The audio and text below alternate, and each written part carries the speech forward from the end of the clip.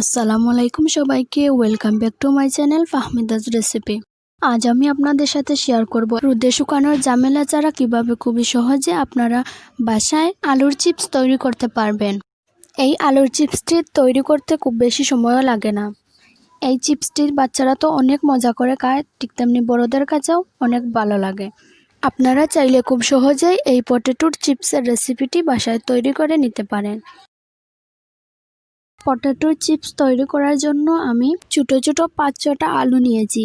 তারপর আমি একটি গ্রেডার দিয়ে ছোট ছোট স্লাইস করে নিয়েছি। খেয়াল রাখতে হবে যাতে পটেটোর চিপস তৈরি করার জন্য যে আলুগুলো কেটে রেখেছি সেগুলো কোনোভাবেই বেশি মোটা করে কাটা যাবে না, যতটা সম্ভব পাতলা করে কেটে নিতে হবে। যদি আলুর স্লাইসগুলো মোটা হয় তাহলে কিন্তু তেলে ভাজার সময় কুড়মুড়ে করে ভাজা যাবে না, অথবা ভাজার পর আলুর চিপসগুলো নেতিয়ে যাবে। এবার আমি আপনাদের আলুর চিপসগুলো কেটে দেখিয়ে দিচ্ছি। আলুগুলো চিলে নেওয়ার পর আমি আলুগুলোর চারপাশ সমান করে কেটে নিয়েছি। আলুর চিপস তৈরি করার জন্য এই গ্রেডারে দুটি অপশন রয়েছে।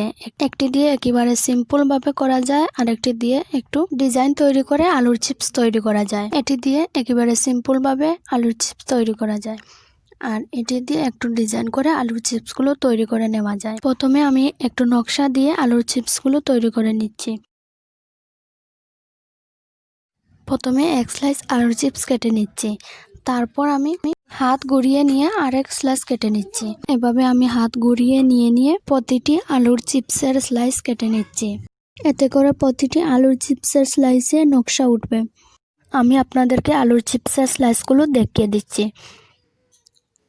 কতটা ছোট হয়েছে তা আপনারা দেখেই বুঝতে পারছেন।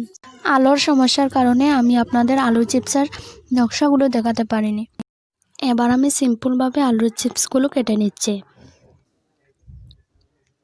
আমি আপনাদের দেখিয়ে দিচ্ছি কিভাবে আলুর চিপসগুলো হয়েছে।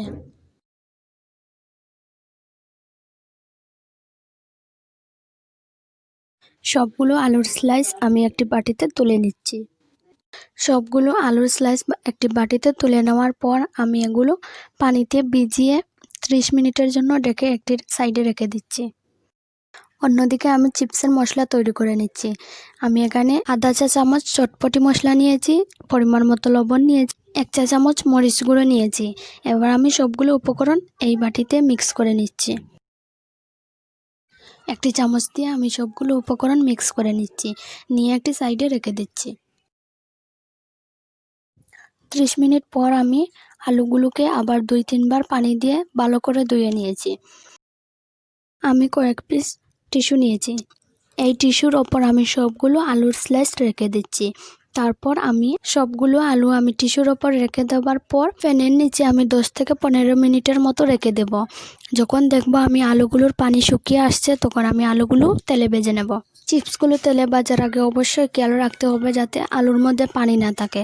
আলুর মধ্যে পানি থাকলে কিন্তু চিপসগুলো কুড়মুড়ে হবে না, আর ভাজা হলেও পরবর্তীতে আলুর চিপসগুলো নেতিয়ে পড়বে, খেতে ভালো লাগবে না। তাই অবশ্যই খেয়াল রাখতে হবে যাতে আলু ভাজার আগে আলুর মধ্যে পানি না থাকে। টিস্যু দেওয়ার কারণে আলুর পানিগুলো টিস্যু অনেকখানি চুষে দিয়েছে। তারপর ফ্যানের বাতাসে রাখার ফলে আলুগুলো একেবারেই জর্জরে হয়ে যাবে। আলুর পানিগুলো শুকানোর পর আমি তেলে ভেজে নিচ্ছি। একটি ফ্রাই প্যানে আমি পরিমাণ মতো তেল দিয়ে দিচ্ছি। আমি সমস্ত আলুগুলো 3 বারে ভেজে নেব। হাত দিয়ে একটি একটি করে দিতে যাবেন না, তাহলে কিন্তু সবগুলো আলুর চিপস এক সমান ভাজা হবে না, খেতে খারাপ লাগবে, ভালো লাগবে না। আলুর চিপস তৈরির ক্ষেত্রে তেল অবশ্যই হাই হিটে গরম করে নিতে হবে। প্রথমে তেল ভালো করে গরম করে নিতে হবে। তেল গরম করে আলুর চিপসগুলো দিতে হবে। আলুর চিপসগুলো দেওয়ার পর আরও 2 থেকে 3 মিনিট চুলার আঁচ হাই হিটে রাখতে হবে। তারপর একেবারে লো আঁচে আলুর চিপসগুলো ভেজে নিতে হবে।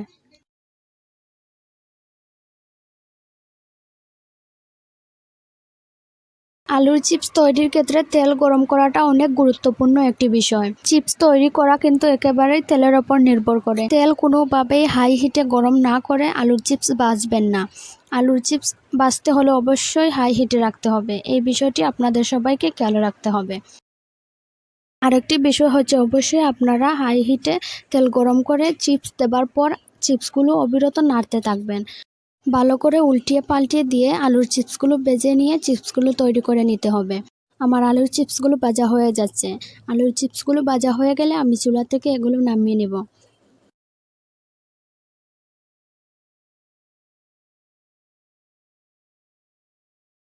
কয়েকটি টিস্যুর ওপর আমি সবগুলো চিপস তুলে নিয়েছি। এবার আমি আগে থেকে তৈরি করে রাখা সবগুলো মশলা দিয়ে দিচ্ছি। চিপসগুলো গরম থাকতে থাকতেই মশলাগুলো দিতে হবে, এতে খেতে খুব ভালো লাগবে। গরম থাকা অবস্থায় যদি চিপসের মশলাগুলো দেওয়া হয়ে যায় তাহলে চিপসের গায়ে কিন্তু মশলা লেগে থাকে। ঠান্ডা করে দেওয়ার পর চিপসের মশলা দিলে চিপসের গায়ে অতটা লেগে থাকে না।